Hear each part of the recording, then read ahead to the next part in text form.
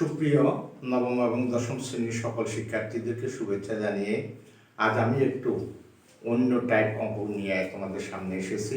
আমি নবম এবং দশম শ্রেণীর হিসাব বিজ্ঞানের অঙ্ক নিয়ে তোমাদের সঙ্গে আলোচনা করব। হিসাব বিজ্ঞানের অঙ্ক আমার দেওয়ার কথা ছিল না, কিন্তু কিছু কিছু বন্ধুবান্ধব এবং ছাত্রদের অনুরোধে আমি হিসাব বিজ্ঞান ক্লাসটা এখন ইউটিউব চ্যানেলে দিতে যাচ্ছি। এই হিসাব বিজ্ঞান শেখার পিছনে আমি যার কাছে কৃতজ্ঞতা প্রকাশ করব সে হয়েছে সন্দীপের সন্তান মোস্তাফিজুর রহমান কলেজের অধ্যাপক জনাব সিরাজুল মোল্লা সিরাজ, অনেকটা আমার ছোট ভাইয়ের মতো। তার প্রচেষ্টায় এবং তার চেষ্টায় আমি হিসাব বিজ্ঞান আয়ত্ত করেছি। হিসাব বিজ্ঞান আমি অতীতে পড়িয়েছি, এখন আবার হিসাব বিজ্ঞান নিয়ে আলোচনা করতে যাচ্ছি। যদি তোমাদের আমার এই চ্যানেলটি ভালো লেগে থাকে তবে আমি পর্যায়ক্রমে আগে বইয়ের অঙ্ক দেব, তারপর আমি বোর্ড ভিত্তিক অঙ্কগুলো নিয়ে আলোচনা করব। প্রত্যেকটা ছাত্রেরই আর্থিক অবস্থার বিবরণীর মধ্যে কিছু দুর্বলতা আছে, আমি তাই সর্বপ্রথম আর্থিক অবস্থার বিবরণী নিয়ে আলোচনা করতে যাচ্ছি। প্রিয় শিক্ষার্থী, আমি তোমাদের পাঠ্য বইয়ের ২ নম্বর অঙ্কটা নিয়ে আলোচনা করতে যাচ্ছি। ২ নম্বর অঙ্কটা ছিল রিমঝিম এন্টারপ্রাইজের 2017 সালের 31শে ডিসেম্বর তারিখে কতিপয় খতিয়ান মুদ্রিত প্রয়োজনীয় সমন্বয়সমূহ। এখন এখানে ক, খ, গ 3টি অংশ আছে। কয়ের মধ্যে উপযুক্ত তথ্য থেকে নেট বিক্রয়ের পরিমাণ নির্ণয় করো। উপযুক্ত তথ্য থেকে নেট বিক্রয়ের পরিমাণ নির্ণয় করো। যেহেতু অঙ্কটা 3টি অংশ, সুতরাং আমি অঙ্কটা আগে বোর্ডে করিয়ে নিয়েছি, এখন অঙ্কটা তোমাদেরকে দিয়েছি। নেট বিক্রয়ের মধ্যে আছে বিক্রয়। নেট বিক্রয় যদি আমাকে করতে হয়, প্রথমে বিক্রয়, তারপরে বিক্রয় থেকে বিক্রয় ফেরত বাদ, তারপরে বিক্রয় বাদটা বাদ। অলিখিত বিক্রয় থাকলে সমন্বয় থাকবে, অলিখিত বিক্রয় যোগ করতে হয়।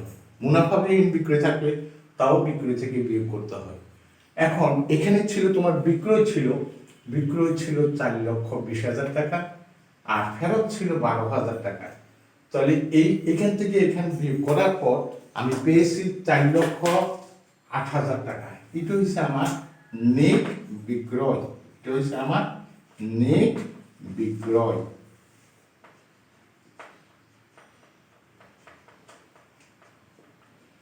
আশা করি তোমরা আমার অঙ্কটি বুঝতে পেরেছ। এবার আমরা খ নিয়ে আলোচনা করতে যাচ্ছি। আমাকে রেওয়া মিলটাও দেখতে হবে, সমন্বয়টাও দেখতে হবে।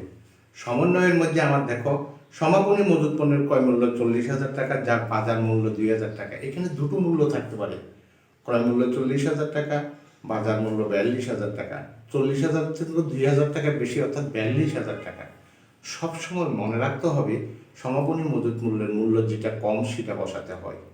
তারপরে আছে প্রারম্ভিক মজুত পণ্যের মধ্যে 500 টাকার মণিহারি অন্তর্ভুক্ত আছে। এই যে 500 টাকা আমি লিখেছি প্রারম্ভিক মজুত পণ্য 30,000 বাদ মণিহারি, কারণ এই 500 টাকা এটার ভিতরে ঢুকে আছে।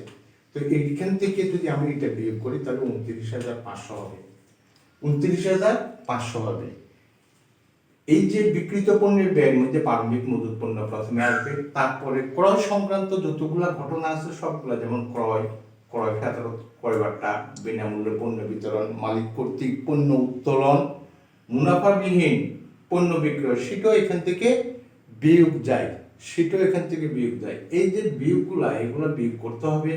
ক্রয়, আর যদি কোনো ক্রয় করেছে কিন্তু সেটা হিসাবভুক্ত করা হয়নি, সেটা অলিখিত ক্রয়টা যোগ করতে হয়, ক্রয়ের সাথে যোগ করতে হয়। তাই আমার এখানে ফেরত আছে আর সমন্বয়ে আছে বিনামূল্যে পণ্য বিতরণ। তাই আমি লিখেছি ক্রয় 2,90,000 টাকা, ফেরত 5,000 টাকা, 2,85,000 টাকা। বিনামূল্যে পণ্য বিতরণ 6,000 টাকা। বিনামূল্যে পণ্য বিতরণ, কারণ এটাও আমার ক্রয় থেকে চলে গিয়েছে, তাহলে 2,79,000। এটা হচ্ছে আমার নেট ক্রয়। এই নেট ক্রয়টা আমরা একটু যদি খেয়াল করি তাহলে বুঝতে পারবে এই নেট ক্রয় 2,79,000 টাকা।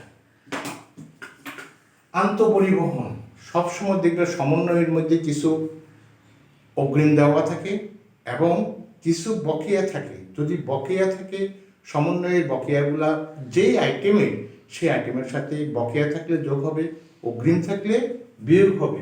এখানে আমার পরিবহন, আন্তঃপরিবহন মানে ক্রয় পরিবহন, আন্তঃপরিবহন মানে ক্রয় পরিবহন, বহিঃ পরিবহন মানে বিক্রয় পরিবহন। আর যদি শুধু পরিবহন থাকে তাহলে এই বিক্রিত পণ্যের ব্যয়ের মধ্যে বলবে আন্তঃপরিবহন 6,000 টাকা যোগ বকেয়া পরিবহন হয়েছে 3,000 টাকা, তাহলে 6 আর 3 9,000 টাকা। আমদানি শুল্ক, শুল্ক, আবগারি শুল্ক এগুলা বিক্রিত পণ্যের ব্যয়ের মধ্যে বসবে।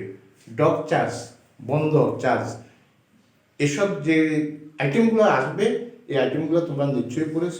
এই আইটেমগুলো সাধারণত বিক্রিত পণ্যের ব্যয়ের ভিতরে আসার পর তারপরে তোমার বিক্রিত পণ্যের ব্যয় বের হবে। আমদানি শুল্ক 5,000 বা অগ্রিম শুল্ক সমন্বয়ে আছে, দেখো অগ্রিম শুল্ক কত টাকা দেওয়া হয়েছে, 1,000 টাকা অগ্রিম প্রদান করা হয়েছে, সেটা বিয়োগ দিয়েছে। টোটাল যোগফলটা হচ্ছে 3,21,500 টাকা। এখান থেকে আমি সমাপনী মজুত পণ্য, সমাপনী মজুত পণ্য একটা হয়েছে 40,000 টাকা আর বাজার মূল্য 2,000 টাকা বেশি, তাহলে 40 আর 2 42,000 টাকা। আমি তোমাদেরকে পূর্বে বলেছি যেটা কম সেটা বসাতে হবে। তাহলে 40,000 বিয়োগ করছি আর 2,81,500, এটি হচ্ছে আমার বিক্রিত পণ্যের ব্যয়। অর্থাৎ রিমঝিম এন্টারপ্রাইজের বিক্রিত পণ্যের ব্যয় 2,81,500, 2,81,000। এসো আমরা গ নিয়ে আলোচনা করব।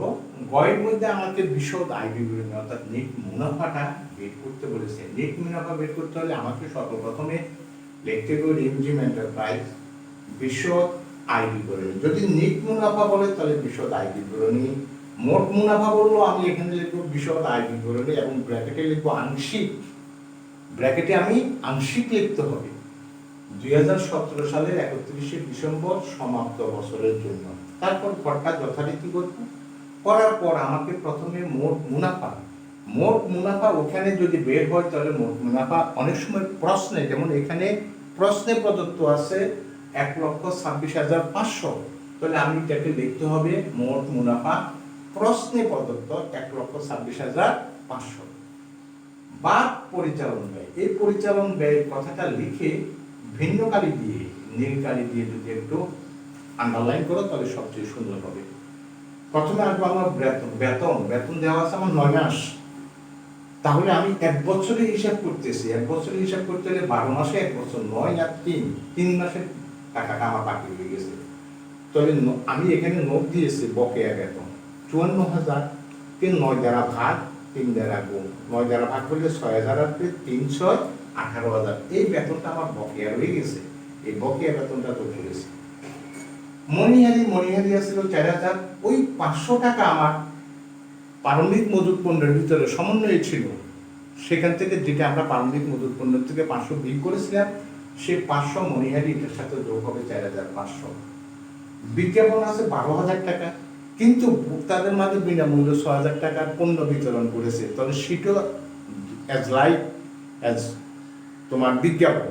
তাহলে এই 12,000 আর 6,000 হয়েছে 8,000 টাকা, 18,000। প্রদত্ত বার্তা আছে 7,000। এই তিনটা জিনিস যোগ করে আমি এখানে একটা সাইন ব্যবহার করতে হবে। যদি বিয়োগ করতে হয় তাহলে এই ব্র্যাকেট দিয়ে রাখতে হবে। 1,26,500 থেকে 1,01,500 বিয়োগ করলে 25,000। এটা হচ্ছে আমার পরিচালন মুনাফা। আমি নীল কালি দিয়ে লিখেছি, লাল কালি দিয়ে একটা ইন্ডিকেট করেছি তোমার বোঝার সুবিধার্থের জন্য, যেটা তোমরা ইউজ করতে পারবে না। তারপরে আছে যোগ অন্যান্য আয়। অন্যান্য আয়টা হচ্ছে প্রাপ্ত বার্তা। প্রাপ্ত বার্তা কত? 10,000। 10,000 যোগ করছি 35,000। আর কোনো আইটেম এখানে ছিল না। এরপরও কিন্তু আরেকটা জিনিস আছে, বা অন্যান্য ব্যয়। অন্যান্য ব্যয় যদি আসে তাহলে সেটা আবার এখান থেকে বিয়োগ করতে হবে। তো আমার আর এখানে অঙ্কের প্রশ্নে এখানে সমাপ্তি, যার ফলে আমাকে আর অন্য কোনো কিছু করতে হয়নি। প্রিয় শিক্ষার্থী, আমি এখন থেকে চেষ্টা করব তোমাদেরকে আর্থিক অবস্থার বিবরণী দিয়ে আমার যাত্রা শুরু করেছি। তোমাদের যদি আমার চ্যানেলটি ভালো লাগে থাকে তাহলে আমার চ্যানেলটিকে তোমরা দেখবে, সাবস্ক্রাইব না করে থাকলে সাবস্ক্রাইব করবে এবং কমেন্টস দিয়ে তোমরা তোমাদের অভিমত জানাবে। এটুকু প্রত্যাশা রেখে আমি এখানেই শেষ করছি। তোমরা সবাই ভালো থেকো।